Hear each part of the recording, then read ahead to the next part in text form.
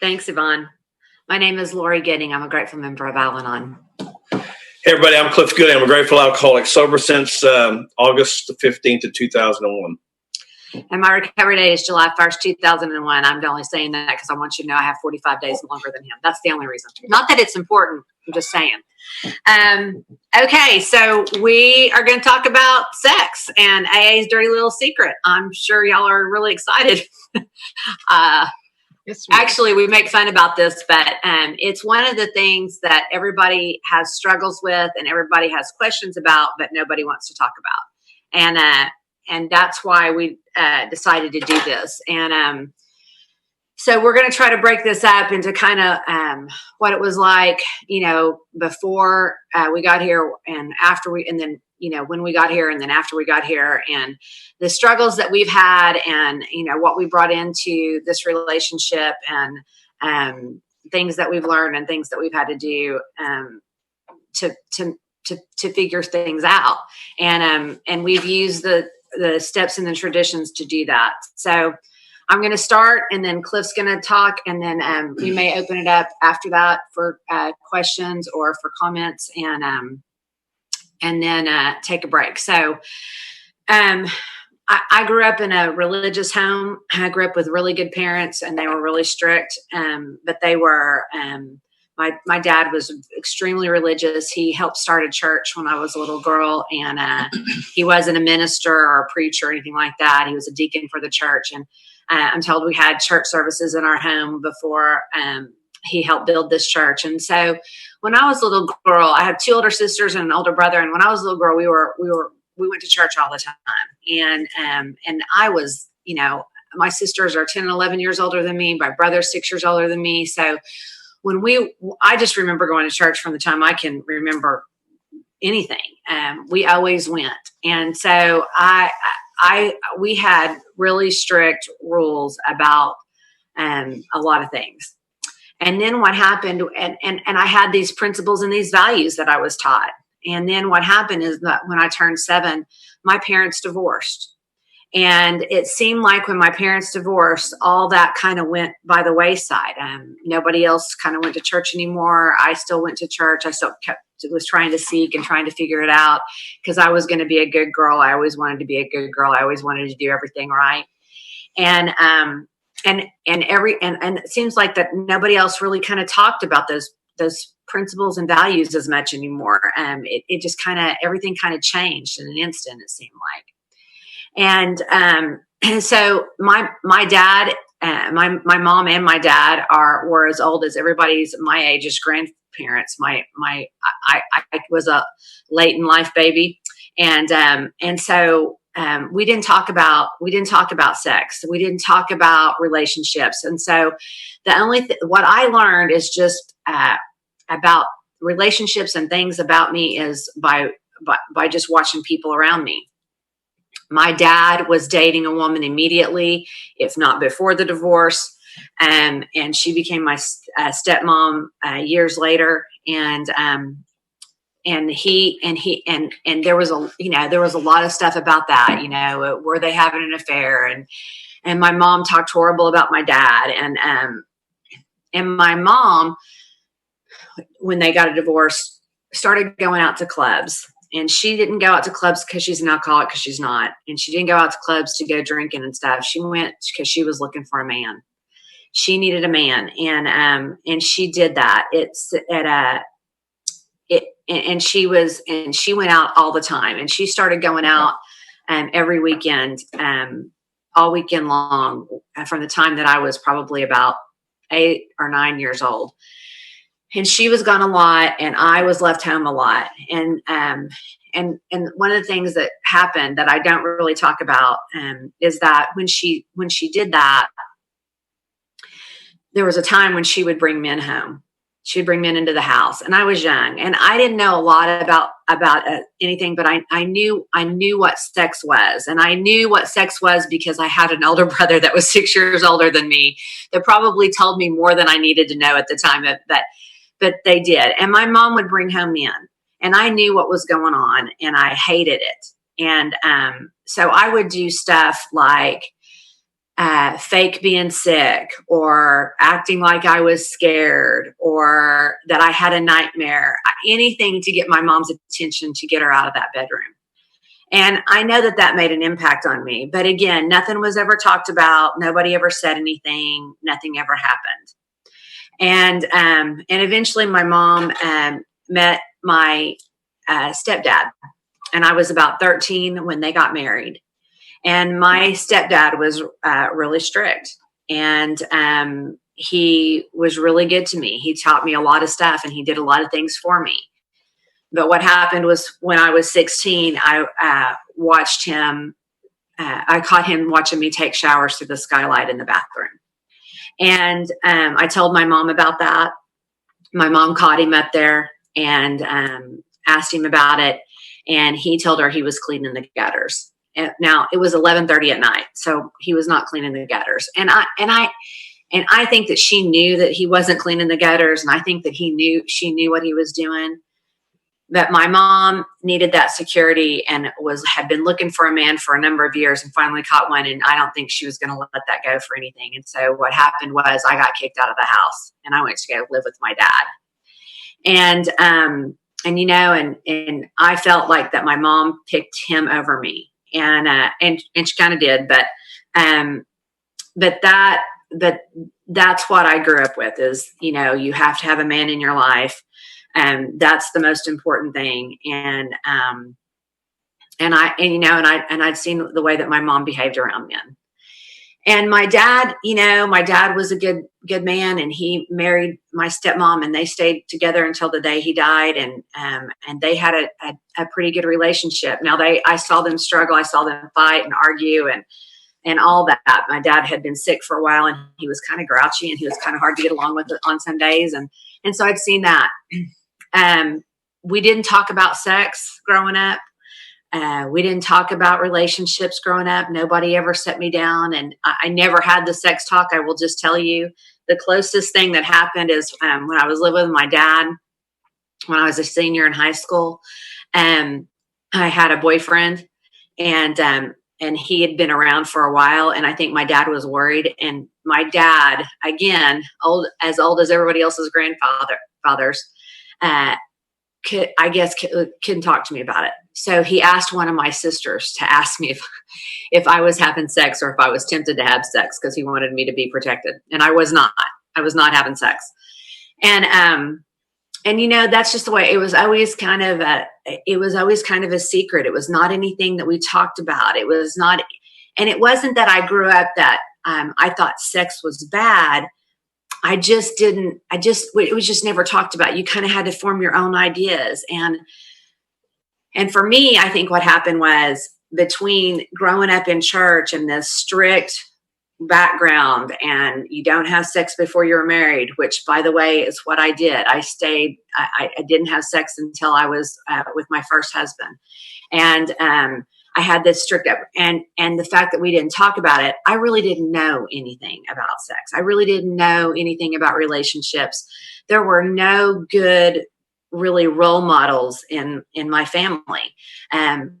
My dad has, when my mom was my dad's third wife. My mom has been married five times. I have a sister that's been married 4 or 5 times. I have another sister that's only been married twice.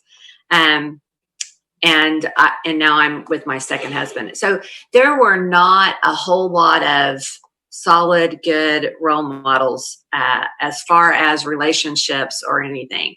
I didn't know what it meant to be in a relationship. I didn't know what it meant I really didn't know what any of that stuff was. And so I got married at 19.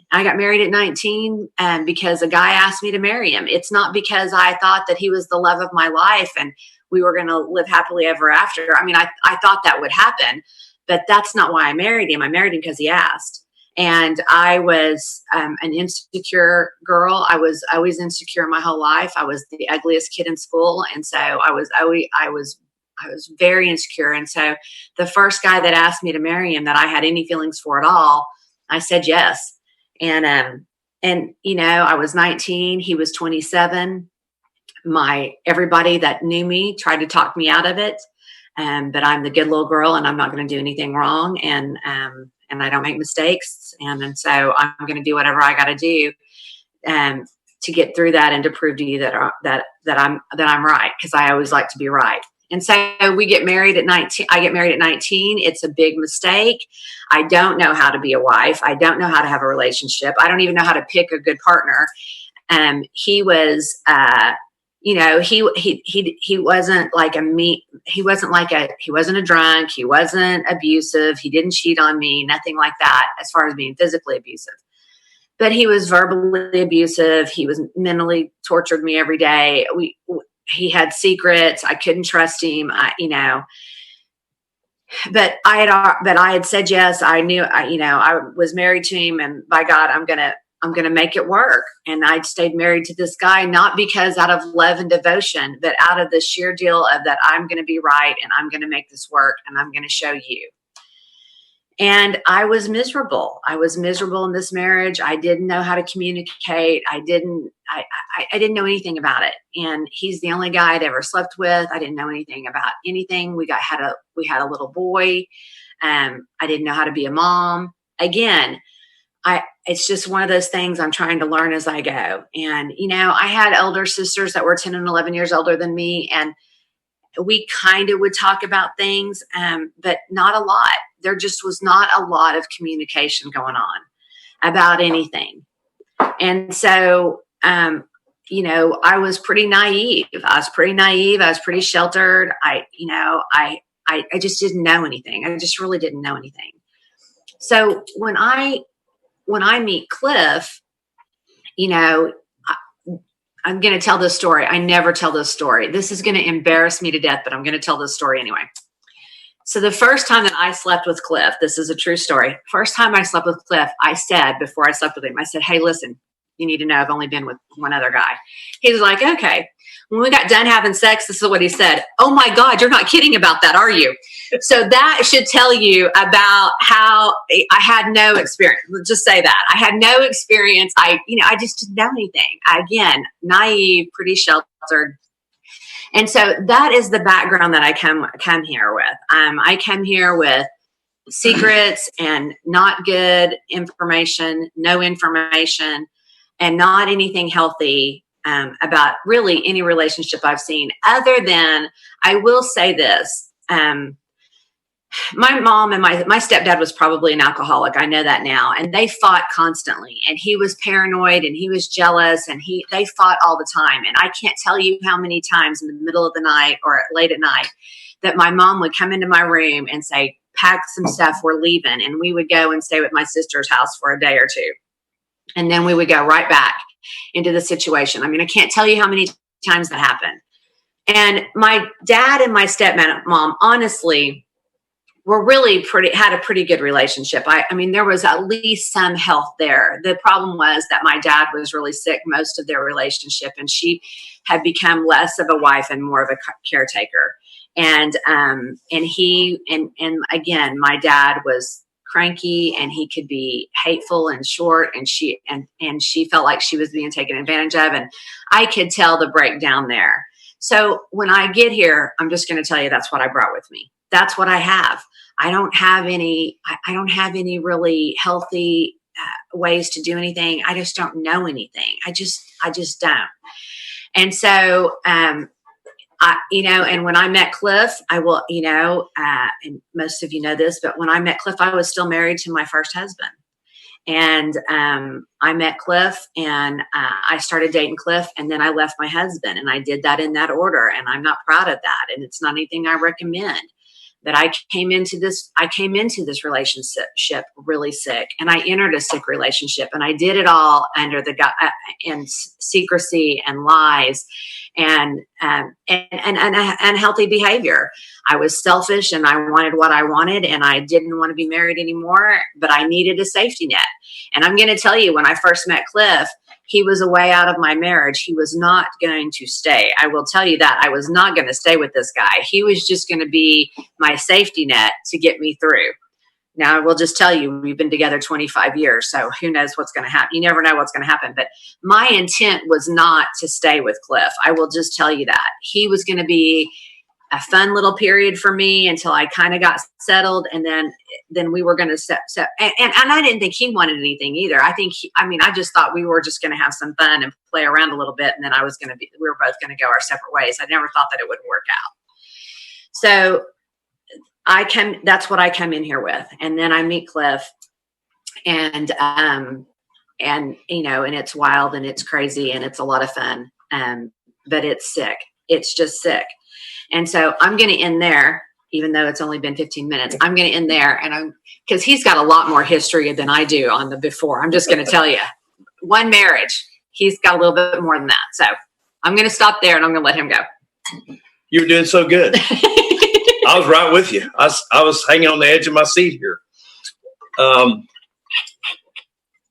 Yvonne, thank you so much for inviting Lori and I to come participate today. We talked about this about a month ago, I think it was, but in Corona time, it could have been 2 years ago. Who remembers? I mean, you've been here trapped so long, you just forget. So, but when we talked about it, and I remember saying to Yvonne, there's no way we can do 3 hours of this. And then we got to talking, it was like an hour went by. And we thought, okay, man, maybe we can. Maybe we can figure something out. And I want to thank you for your service to the Al-Anon community, Yvonne. It's a great service that you've done to wrangle this around no matter what.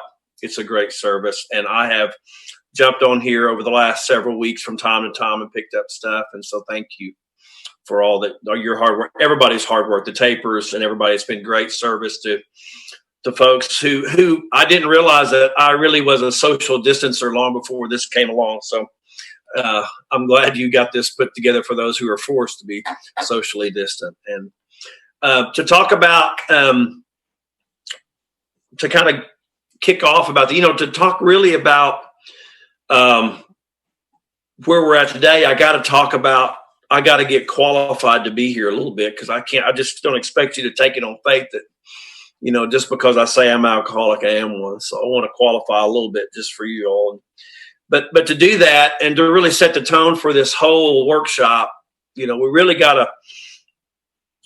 start with my story. I really start with a couple that were born in 1930 and 1931, my mom and dad. And they were born and they were high school sweethearts. And Lori one time did the math and figured out my mom got pregnant before they got married, because my brother was married 7 months after they were married. So she was sharp that way. And we had these two kids who were kids that were having babies. And they were both came from large families, and they were one of 7 or 8 kids in an agrarian lifestyle, and grew up on farms when in the United States, when people lived in the rural areas, they lived on farm, they had lots of kids to help work the farm. And that's what happened to my mom and dad. They were rural kids. And so they were one of many that grew up post-Depression.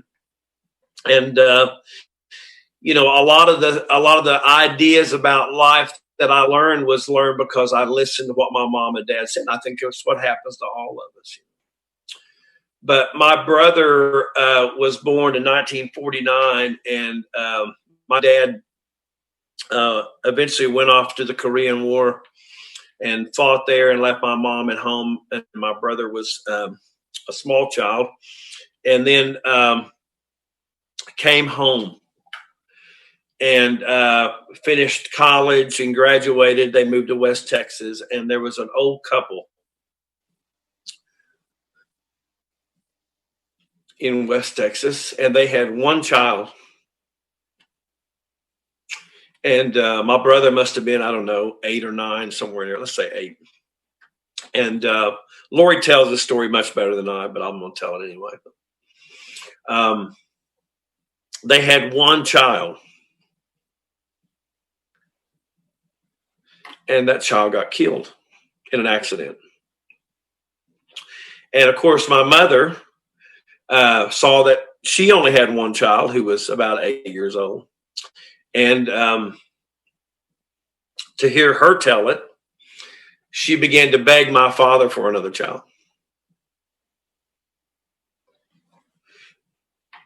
And in October of 1959, I arrived. And I didn't arrive with a champagne glass in one hand and a cigarette in the other, but I could have. It would have set the tone perfectly well for my life.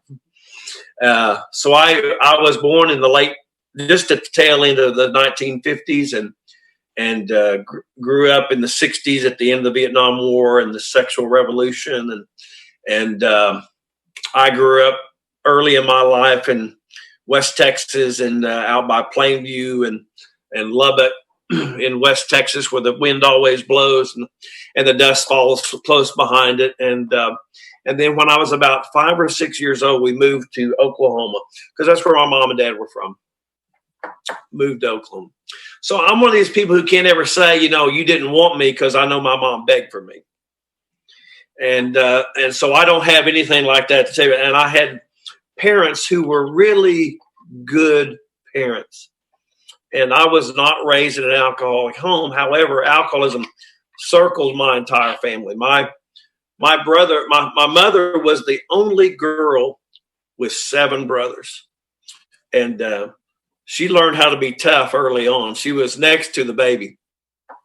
And so she learned how to be tough. And all my uncles, except for one out of my mother's family, had suffered from the illness of alcoholism.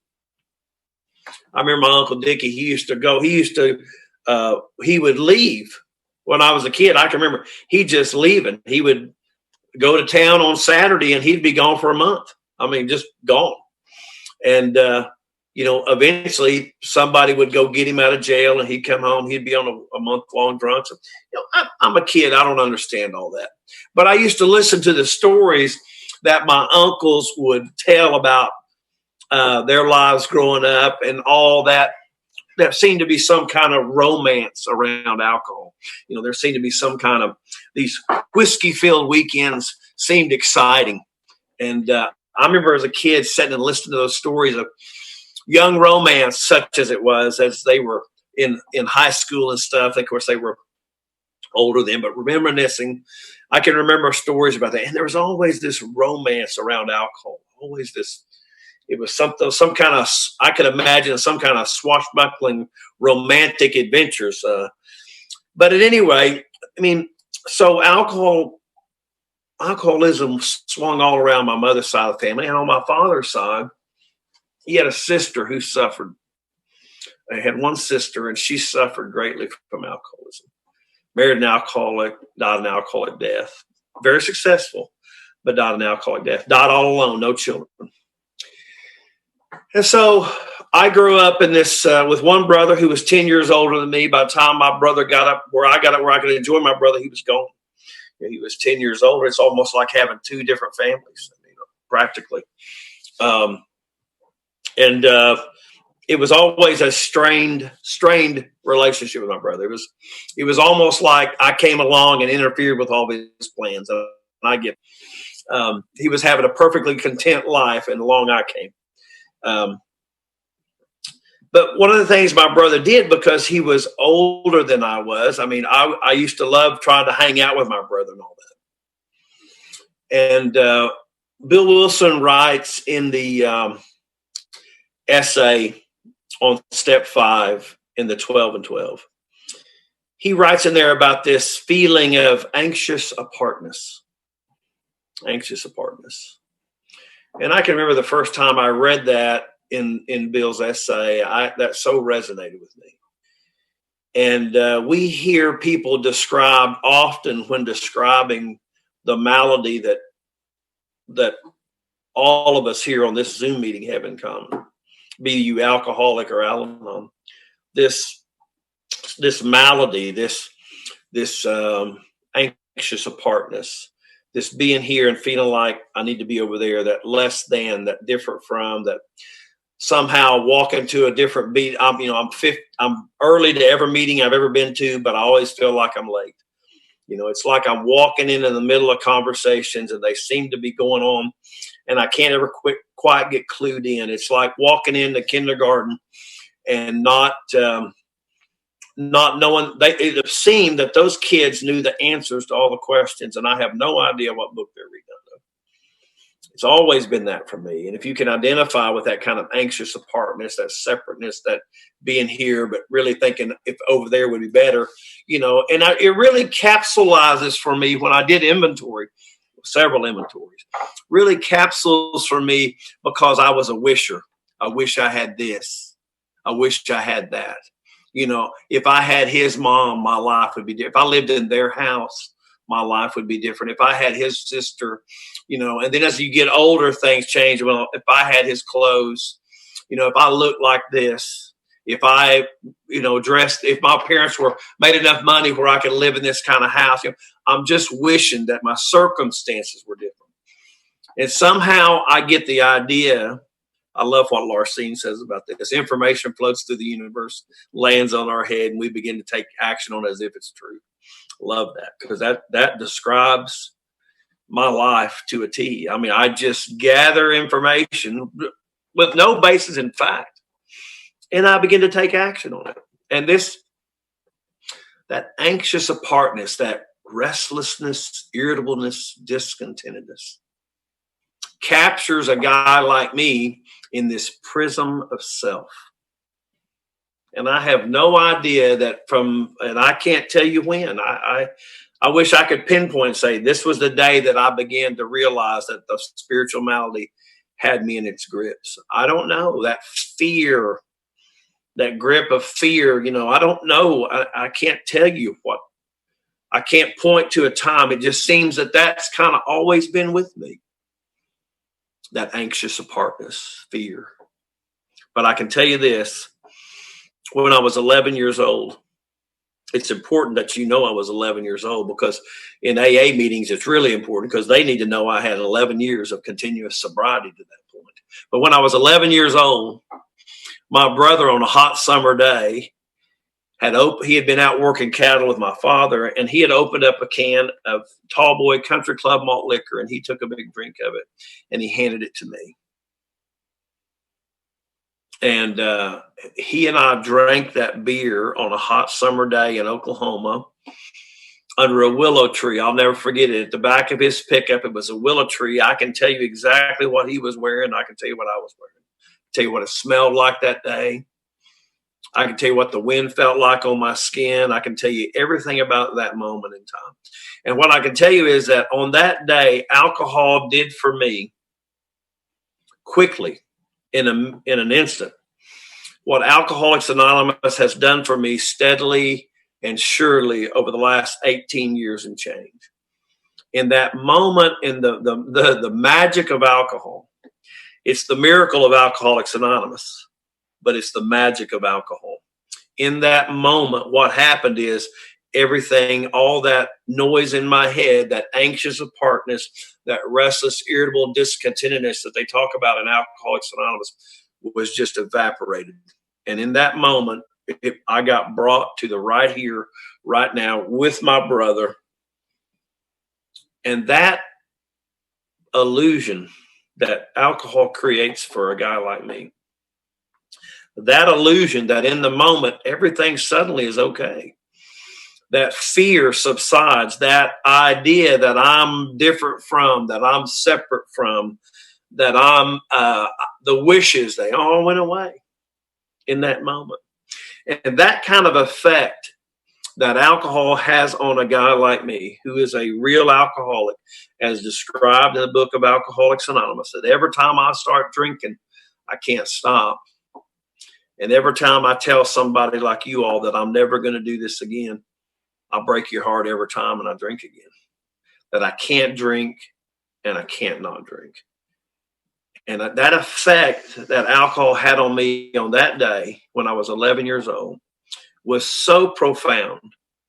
The illusion it created was so profound that the big book of Alcoholics Anonymous prophesizes what will happen to a guy like me based on their experience, and it certainly became mine, that I would be willing to chase that effect, that illusion, into the gates of insanity or death. And I'll tell you this, every time I drank, I began became willing to pay that kind of price, to go insane or to death, to change the moment I was in right now. And every time I became restless, irritable, and discontented, it didn't matter whether I was 21, 31, 41, or any age in between. From the time that I drank that beer, when I got into spots like that, my memory always swung back to the need for the sense of ease and comfort. And I always remembered those times when alcohol worked its magic on me. The trouble with that, I'm allergic to that. And every time I start, I can't stop, and I'm down the road. And what I can tell you about all that is somewhere in there, and I don't know, again, if it was before I had a drink, after I had a drink, the day I had a drink, I can't tell you that. We talk in Alcoholics Anonymous and Al-Anon about finding this power greater than ourselves. We come to believe in some kind of power. This idea of separateness, that I'm separated from you and I'm separated from God, separated from this power. And if I say the word God today and that troubles you because you believe in something else, know this: when I say God, whatever you think, that's exactly what I'm talking about. That's what I mean. Okay? Because I don't want you to stop listening to me just because I use a word that might offend you. So whenever I say that, whatever you believe, just know that's what I'm talking about.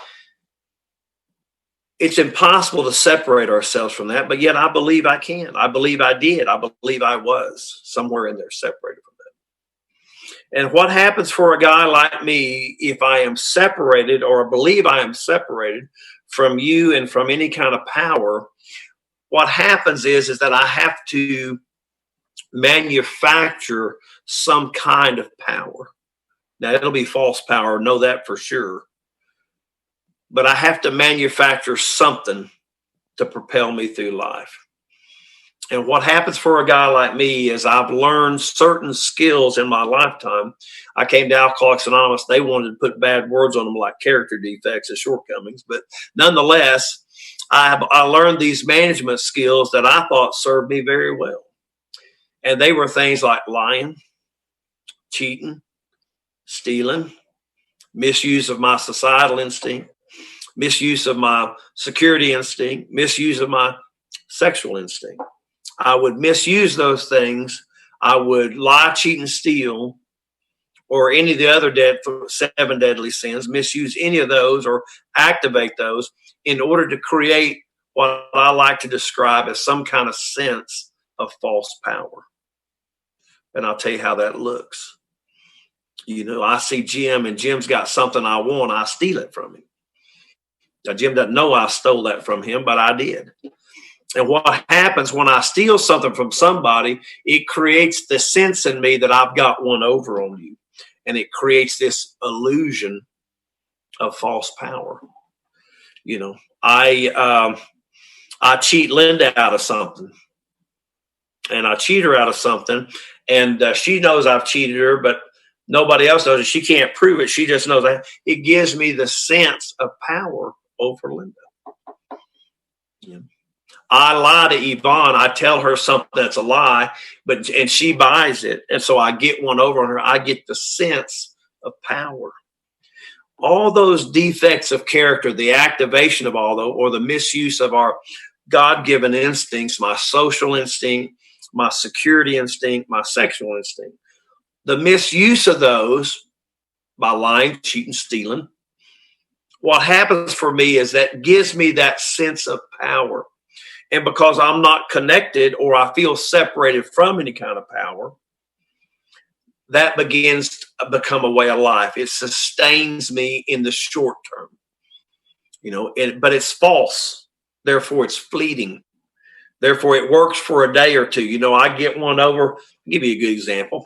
I sleep with the high school cheerleader. I brag about it to all my friends. Or maybe I don't sleep with her, but I lie and say I do, which is a much more common example. I lie and say I do. It gives me the sense of power because all the guys think I'm somebody now. You're right? I get this sense of that I'm somehow, now it's a lie. But I get the sense of power. The trouble is it's fleeting.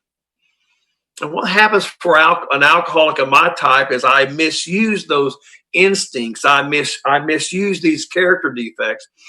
And it sets me up for restless, irritable discontentedness. Because what happens if I create false power, it eventually runs out. It beaches. I mean, it just turfs out, and I become restless, irritable, discontent again. And again, I need the sense of ease and comfort. And I remember drinking and what that brings for me. And so therefore, I'm tied in this vicious circle that's imprisoned and encased in self.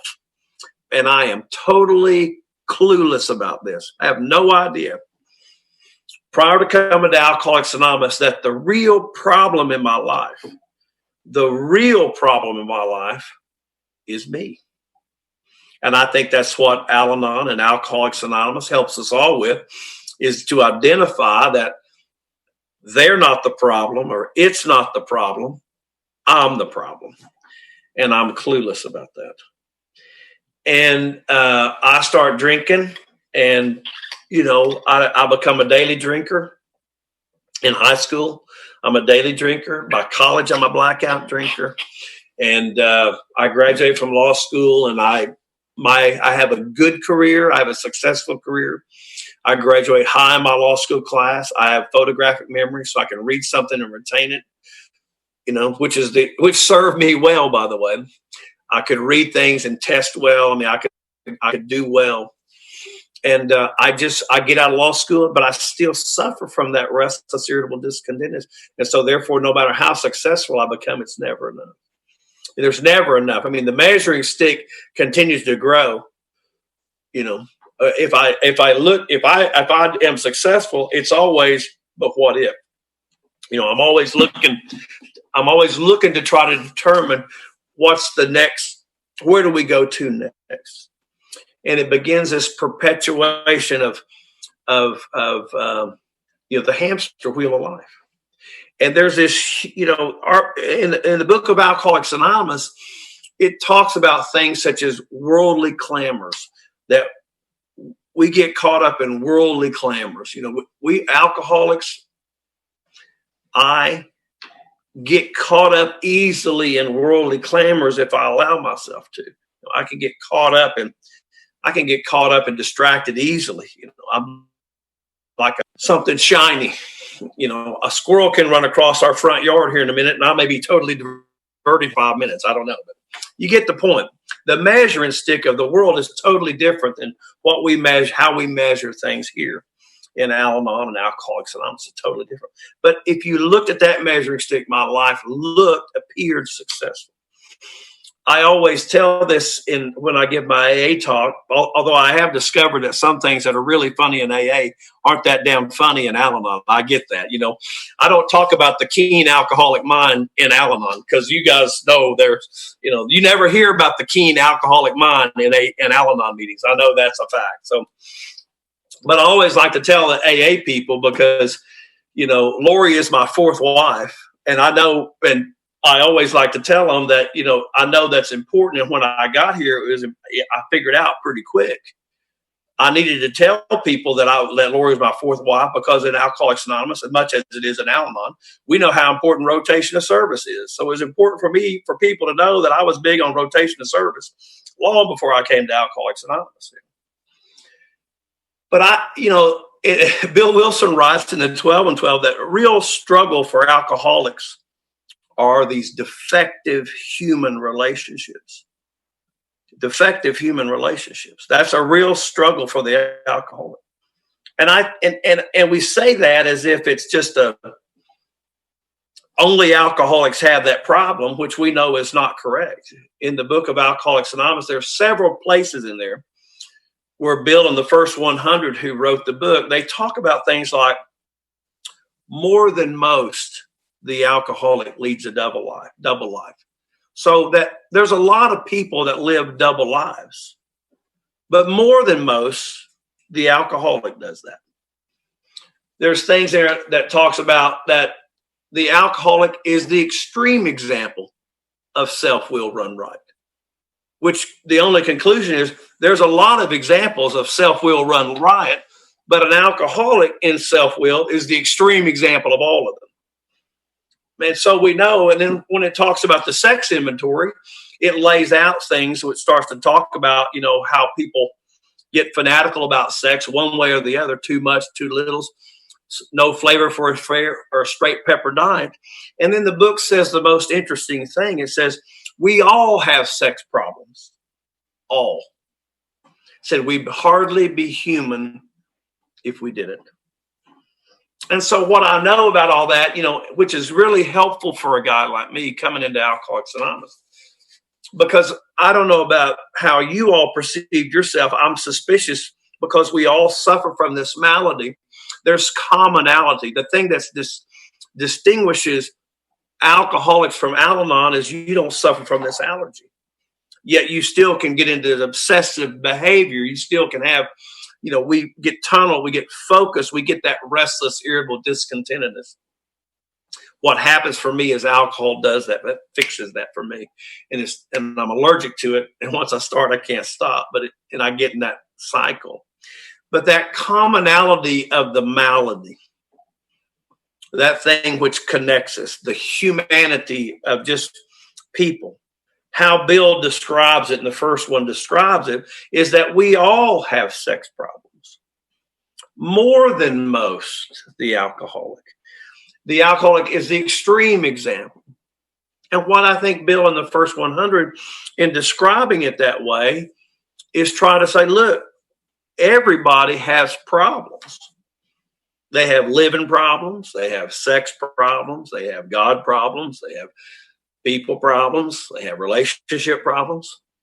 But people who suffer from this malady, and I can only speak from the alcoholic standpoint, more than most, because everything seems exaggerated for us. Alcoholics have two speeds, 0 or 100. We're either leading the parade or being run out of town. We're never really sure, but we're always right there. We're firm believers that balance is a destination we pass from going from one extreme to the other. We don't know nothing about that. If we get into something, more is better. I remember one time we had one of the first Al-Anon speakers I ever heard was at the Western Club. I was about, I got sober in August, so 4 months sober. And she came and she gave the talk in December at the anniversary. And there was this big Christmas tree they'd put up that the alcoholics had put up at the, there was a big, I don't know, probably 15-footer. It was huge. And I mean, there wasn't a limb on that tree that didn't have 3 strands of lights on it. And she looked at that and she said, I can tell alcoholics have decorated this tree because it's more. And I know that's how we run. I mean, I am all in on something, and this is when I'm done with it, I'm 0. And I know that about me today. But I tell you about all those defects of character, and I set the stage for all that and talk to you about how Bill and the first 100 in writing our book, in writing the big book of Alcoholics Anonymous, tells us that, look, while alcoholics may be the extreme example of these things, or that more than most we do these things, that's not to say that other people don't have them as well. The unfortunate part about that for a guy like me is I believe I'm the only one who has it. Because I look through everything through this prism of self. And because I only see things through this prism of self, I believe I'm the only one that's impacted this way. I believe I'm the only one that feels this way. I believe I'm the only one this has ever happened to. I believe I'm the only one that see things this way. And what I know today is that we all have this people who suffer from a spiritual malady. We all suffer that idea, that brokenness, that brokenness inside of us that causes us to see the world and see our fellows through this skewed view, through this prism of self. And in our 5th step in the big book of Alcoholics Anonymous, it talks about, or in the 4th step, it talks about when we make our resentments and our fears and sex conduct, it says, looking at these things from an entirely different angle. And in order to do that, in order to look at people that I'm mad at, to look at situations I'm pissed off about, to look at institutions I'm mad at, principles, to look at bad sex conduct, fears, I need to know what well, what position have I been looking through? What's the way I have been looking? And the way I have been looking is through this prison self. And what Alcoholics Anonymous, what the 4-step requires me to do is step back and look at it from a different angle. I step into those people's shoes and look at it from their point of view for the very first time in my life. So I'm broken. I'm plagued. I've created this mass of character defects, of shortcomings, management tools, however you want to see it, but they're all wrapped in this prism of self, fear, separateness, and, there's teenage angst wrapped up in all this. And, my friend Bill says, I think everybody goes through that.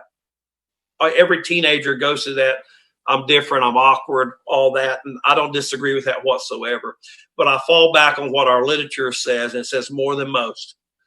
So as a teenager, more than most, I have these feelings are intensified for me. More than most, they are. I see things and I hang on to them because, like Larcene says, information floats, I grab it and I hang on to it. When I was about, 12 years old, something like that, it was after I started drinking. My brother got a job he was a fireman and a EMT. And I used to go up to the fire station and hang out with the firemen up there because it was kind of a cool thing to do. They had the old fire station. Originally, it was 2-story. They had the pole. It was all kind of cool. It was really kind of neat to go up there and help them polish the fire trucks and all that kind of stuff. It was kind of neat to go do that. They built a new fire station, and they had this. It was single story at that point. They had the big, the bunk room where they all slept. And one Saturday, I was up hanging out with my brother at the fire station because my mom and dad would let me go up and hang out. I would go up on Saturday morning sometimes and sit around and watch TV with the guys. And they had this big kitchen and cook and then sofas and stuff, sit around and watch TV. We'd watch movies and stuff. And one day, when I was about 12 years old, the guys took off to the bunk room, and they had this little projector, and they, of course, the walls were all white, no color in the fire station, just all white walls. And they had this little 8mm projector, and somebody had been to Dallas, Texas, and they had come back, and they had this little 8mm film that they were going to show. And my brother said, "Come in here and watch this with us." And it was an adult, today we would say adult video, back then adult film.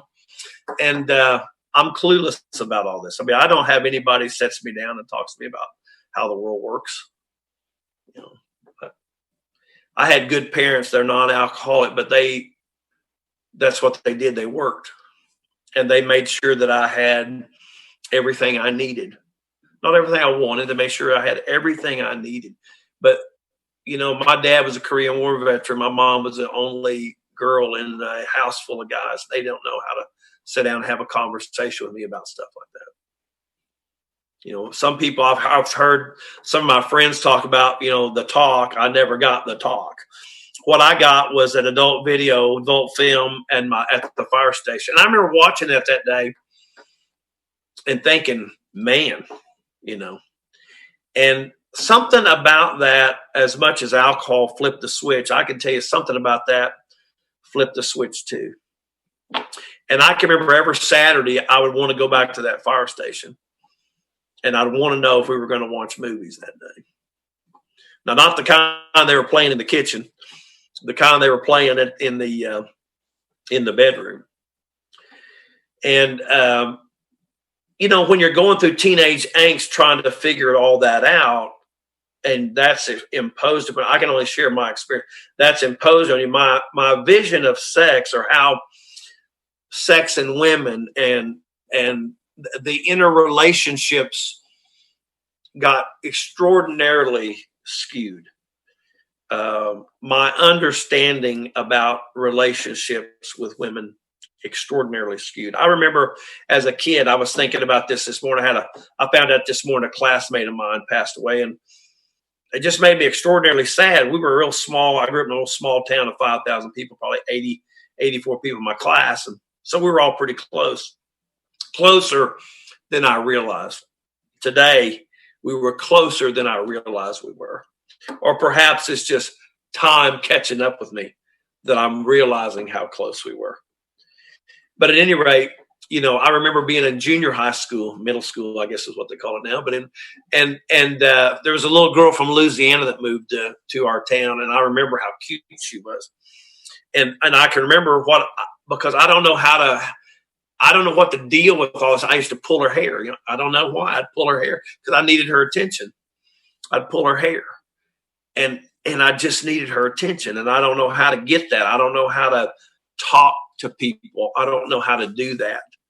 I don't know how to I've got defective human relationships because I don't know how to have them, because I'm looking through a prism of self, and I'm selfish, I'm self-centered, and I'm full of fear.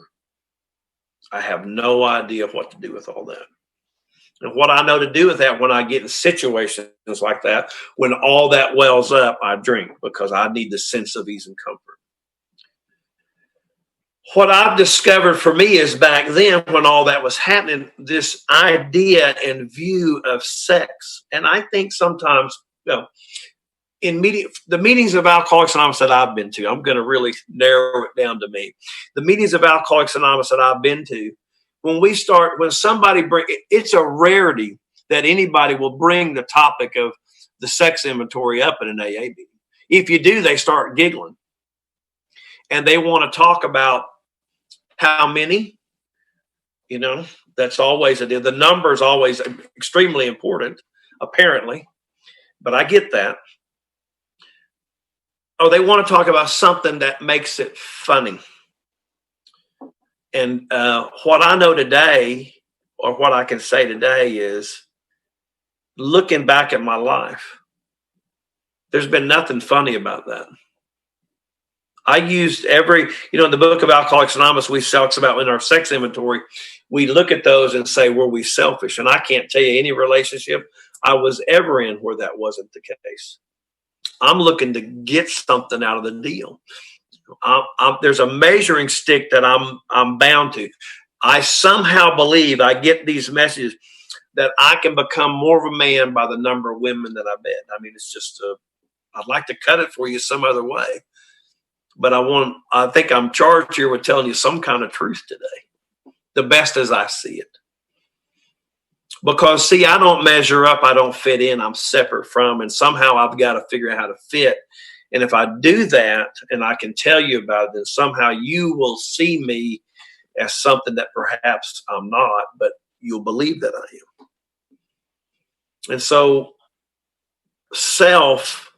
this idea of self, this idea of spirituality, that I'm separate and different from, the misuse of the sexual instinct, I know, at least for me, what has happened to me and what happened to me is that I need a female's approval. Somewhere in there, it's always a con. There's always a con involved here.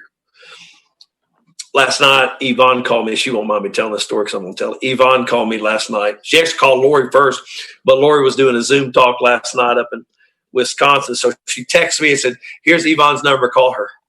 And I called her back, and she really wanted to talk to me. She just didn't have my number, but she's got it now. So. And she was talking about how she had been in a meeting somewhere else, and some other lady was talking about these very things we're talking about today. And that later in the day, she was texting with somebody else, and they were talking about the very things we're going to talk about later today.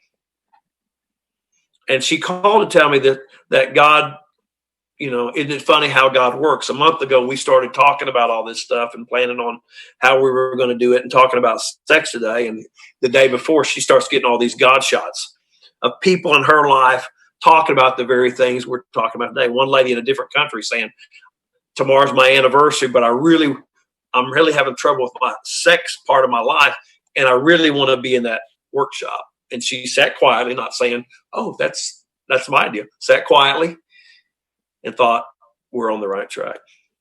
But how many times have you been in an AA or an Al-Anon meeting and they talk about the sex inventory, if they talk about it at all? At all. but it's always humorous stories. It's always, they skirt the issue. They don't, and to talk about the sex inventory, really, we're just simply talking about another faction of self. When we talk about resentments, we talk about what people have done to us, what they've done to us. In the sex inventory, and we generally find in the resentment inventory, we have some fear or some selfish part of us that really set the ball in motion to cause harm. That's no different in the sex inventory. The sex inventory looks at the brokenness in ourselves, the selfishness or the fear inside of us, where we're trying to fix some broken part of us. And again, because this is what alcoholics all we know, I'm looking outside to try to fix me. I'm looking out here to try to get this piece in here fixed. Step 12, the greatest promise we have in our 2 programs, having had a spiritual awakening as the result of the steps. The steps give us an awakening with this power, whatever we determine that is for us, this God of our understanding, spirit of the universe, underlying the totality of all things. That becomes the reliance. In the book of Alcoholics Anonymous, it uses the word rely, relying, or reliance 9 times when it refers to this power. That our ultimate reliance, that we must rely upon God. And what causes me struggles is my trying to rely on you. I'll tell this story and I'll kick it back to Lori. We were in Wyoming about 9 years ago, 8, something like that. I don't know, a while ago. And we were, you gonna be all right, David? Just making sure, man. We were in Wyoming. Is that a clue? Okay. We were in Wyoming. And I don't know if this ever happens to you all. This happens to me. And we're on this trip with about 10 other people, and we're there for like a week or 10 days. We've rented a couple of houses in Wyoming, and we're up in the Grand Tetons. We're at Jackson Hole. We're out right outside of Jackson Hole. And you can't ask in August a more beautiful place to be, because it's cool and it's just a nice place to be. And we're going through Yellowstone, and there's one buddy of ours with us who is a single guy. There's 2 guys that were single guys came with us. And somewhere as we're going through Yellowstone, I'm driving. And the idea creeps into my head. This is why I say Larcene is so right. This idea just from nowhere. It's just like the drink thought. It comes from nowhere. And the thought comes to my head, Lori would rather be with that guy than me. Now, we've been together at this time 16, 17 years. The thought creeps into my head, that's really what she wants. And my friend described it. He was in the back seat, and he described it as if he could just see this veil come over me, where I just shut down. I mean, fear just consumed me in a moment, that quick. I've been sober 10, 11 years. Fear consumed me. And I just shut down. And I'm consumed. I'm obsession. You know about the obsession of the mind? I'm obsessed that Lori, I've got this information in my head that just creeped in on me, that's really the truth, that really, really Lori wants to be with this guy. And I mean, I get home that night and we go eat dinner and I'm just locked up. I mean, I can't function. I'm all up in my head. And we get home that night, and what I need Lori just to sleep with me, and then I'll know. If we can have sex, I'll know it's okay. Then that will prove to me that I'm okay and that we're okay. And I mean, she knows I'm in trouble. She just looks at me and knows I'm in trouble. And she said the most profound thing to me. And I don't know about you, but when I don't get my way, and I was probably, let's see, I'm 60 now, probably 50, 51, 52. When I don't get my way, I act like a 3-year-old. I just throw a fit. You ever throw a fit? I throw a fit sometimes. I haven't in a while. But I'll just throw a fit. I'll be a 3-year-old. And particularly when I am all wrapped up in self. But see, the way she has to prove that to me is she has to sleep with me. It's not good enough that she's been with me for all this time. It's not good enough. You don't either love me the right way, you don't say it the right way, you don't tell me the right way, you don't look at me the right way. I mean, I just got a list. It's never the right way because I have a picture of how it should look. And I looked at her and I said, you need to sleep with me right now. And she looks at me and says the most profound thing to me, and it stopped me dead at my tracks. And she said, I'm not sleeping with you so you can feel better. That's between you and your God. And it brought me up short. The next day, my buddy and I got in prayer and meditation. We went to an AA meeting, and we practically broke in as soon as they got there. We just busted the door open. We started setting up chairs and washing cups afterwards. I mean, I just needed to be in service. I needed to get out of me. The fundamental problem was, and always has been, and always can, is self. I get to thinking. I get wrapped up in me. And I want to use sex instinct to fix me. I want to use sex power. But see, the deal is no human power can relieve that from me. No, Lori can't fix me. She can give me a temporary false power fix, just like I've been getting false power fixes all my life by the use of my shortcomings. She can give me a false power fix, but it's going to be fleeting. It doesn't resolve the problem that 3 months from now it's something else. The answer has always been for me, for you, for all of us here in these defective human relationships, particularly as we swing around and talk about sex for the rest of this time we have together. The problem has always been my reliance upon something other than me. My reliance on something other than human power. My reliance on this power greater than ourselves that we find in the program of Alcoholics Anonymous and Al-Anon, that we find through the 12 steps, this connection and awakening we have here. What you got, honey? Okay. All right. So now I'm going to talk about like when we first got together, because now you've heard what we've both brought into this and where our ideas are and what we've been taught or not taught. And that's what we bring into this relationship. And so when I first met Cliff, I already told you, not on a healthy basis, not in a good way. And we were just together to have fun. That's all I really cared about. I just wanted to have fun. I always say I was always a good girl. I always followed the rules. I always tried to do the right thing. And Cliff was my rebellious period. Apparently that's lasted 25 years, but he was my rebellious period. And he was just going to be, I was going to sow my wild oats for once, and then I was going to be done. And I did not have, I'm going to tell you, I did not feel good about me. There was no, I didn't have a relationship with the higher power at that time, or not a personal one. I would say I had one, but not a good one. And I didn't have any, again, the spiritual malady was with me, just like it is with the alcoholics. And so when I got with Cliff, I didn't really care.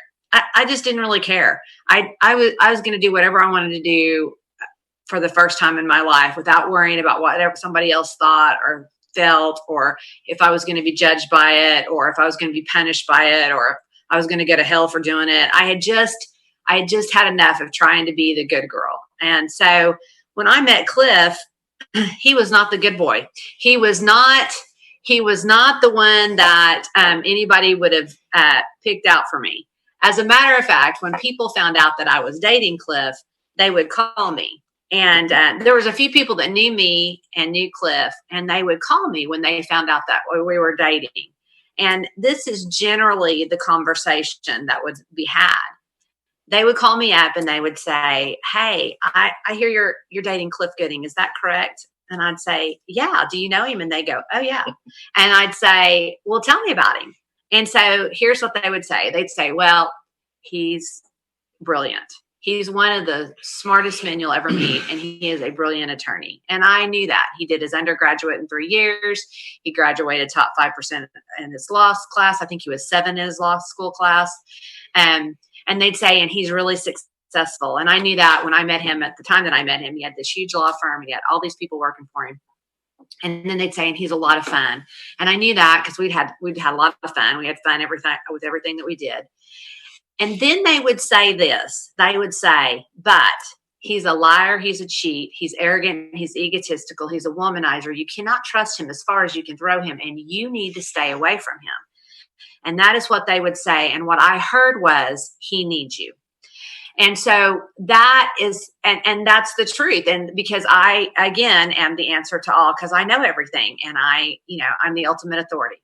And so it's not like I did not have a clue that this may not have been the top of the pick for me. I just didn't care. And so he's probably going to talk about this later, but it's just kind of where it was. I already told you about my experience. So he decided that we needed visual tools for me to learn some things about sex. And so he was into pornography, and he had videos, and I had never watched porn before in my life. I think I had seen some Playboy magazines at one time. I think that was probably the extent of seeing anything.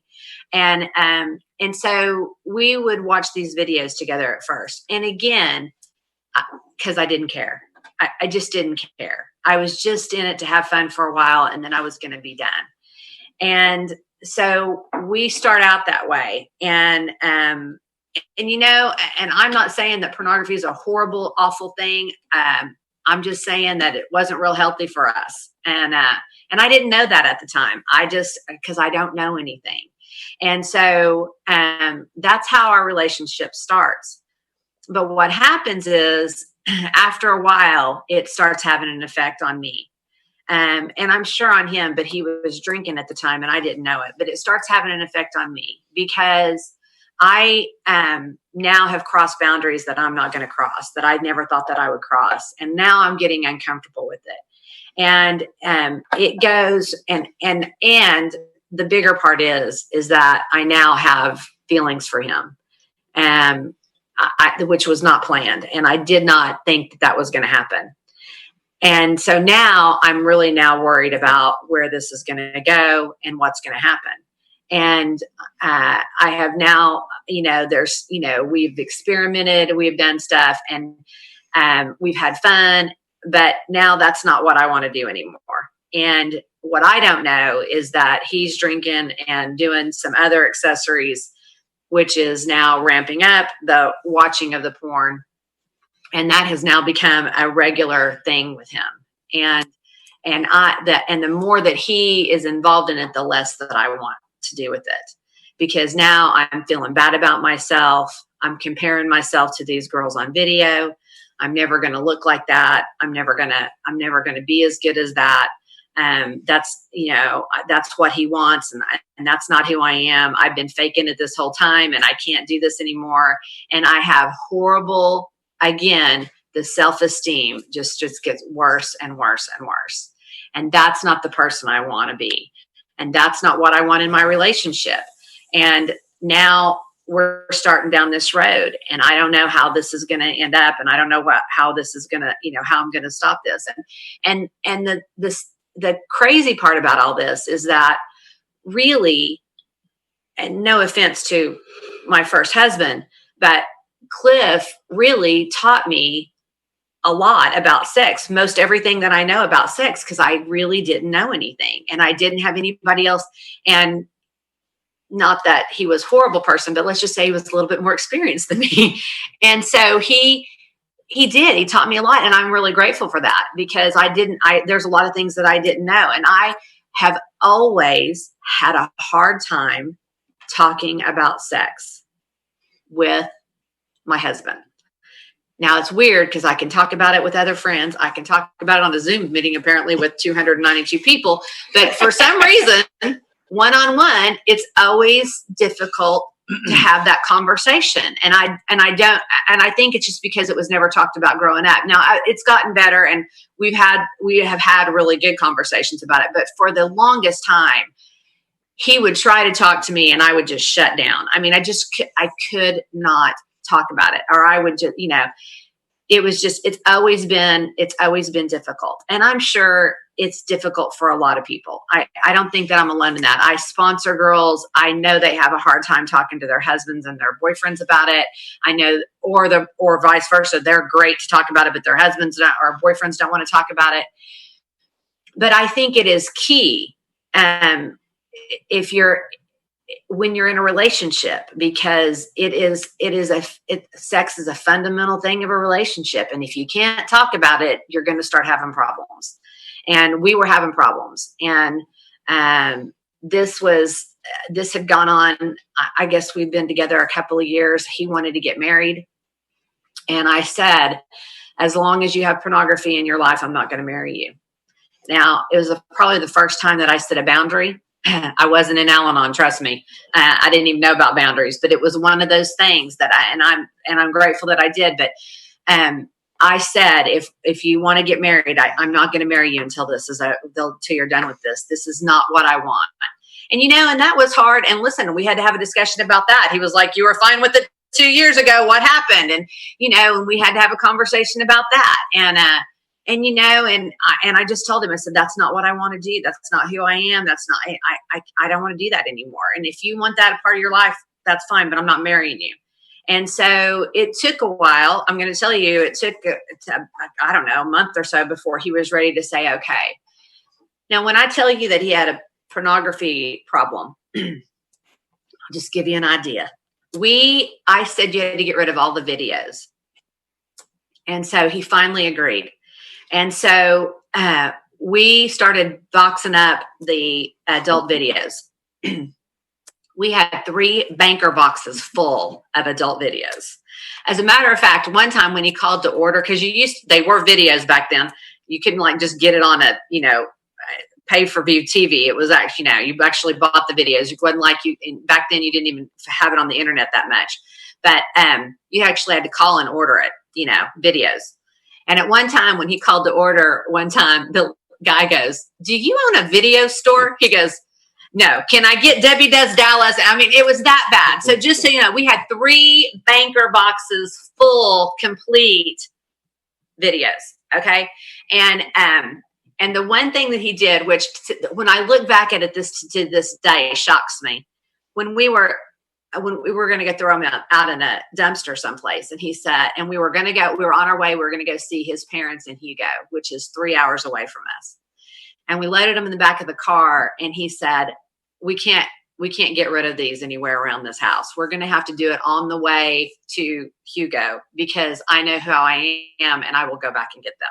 I mean, I was shocked that he said it. I would never have even thought that, but that's what we did. Somebody behind a gas station in one of these little towns between here and Hugo probably got the shock of their life one day when they went to dump something up and saw these videos. Somebody may have started a store. I'm not sure, but that's what we did. And I'm going to tell you, I wish I could tell you that was the end of that and everything was fine and dandy, but it was not. That was just the beginning of it. That's just how it started. And what happened was, he was still drinking and using, and I didn't know that. But it wasn't long after that is when I really found out what was really going on. And, and some of you have heard the story, but basically what happened was, I was trying to figure out what was going on with him. I really did think he was having an affair, and that's what I was looking for. I was searching for stuff, I was looking at emails and listening to voicemails and searching cars and pockets and stuff like that, trying to figure out what was going on, because I was pretty sure he was having an affair and I was going to catch him and I was going to punish him because that's what I do.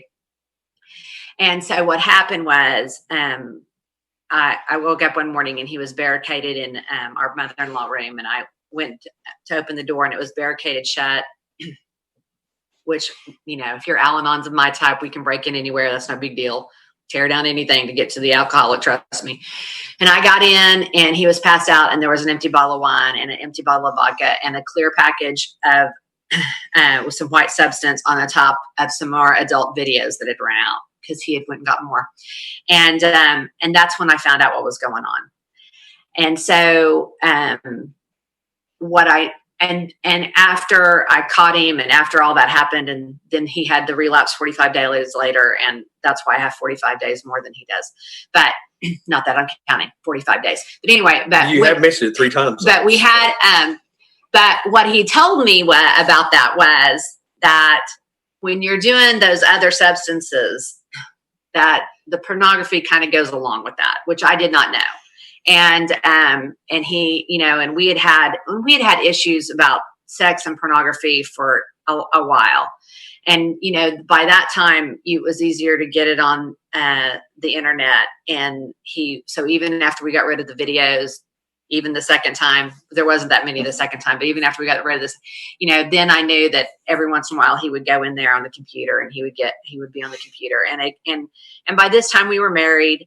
By this time, it wasn't happening as often, but it was still a process. And what happens for somebody like me is when that happens, is it goes into all those insecurities again. I'm not good enough. It's not, he's not happy with me. He has to go there to get fulfilled because I'm not doing it for him. He's not attracted to me anymore. All those things. That's what happens with me. And so it feeds all those insecurities again. It rehashes all those things again. And it's hard to compete. It's hard to compete with that. And so I feel what I feel like I'm in a situation where I'm never going to be good enough. And I'm either going to have to compromise my principles once again to make him happy, or I'm going to have to figure something else out. And thank God, by the time when all this was going on, I had just started Al-Anon. And so I was just going through Al-Anon. He was just getting sober, and we were trying, and we were going to have to figure all this out. Now, I didn't know that. I didn't know we were going to figure all this out. I didn't know what was going to happen. I was just trying to keep my head above water at the time. My dad had died a month before. Now I'm married to an alcoholic. I just thought he was crazy and sick. I had no idea he was an alcoholic. So now I'm having to deal with that. And with all these other issues that are going on. And so that's kind of how it starts for us. That's kind of where it goes as when we're first coming into the program, and where he's trying to get sober and I'm trying to get in recovery and figure out what to do next. And so we got about 10 more minutes. So I think I'm going to stop there, and we can answer some questions, or if you guys want to get a comment or whatever you want to do, Yvonne, for the next 10 minutes, and then we'll take a break, and then we'll come back with session 2. Yeah, let's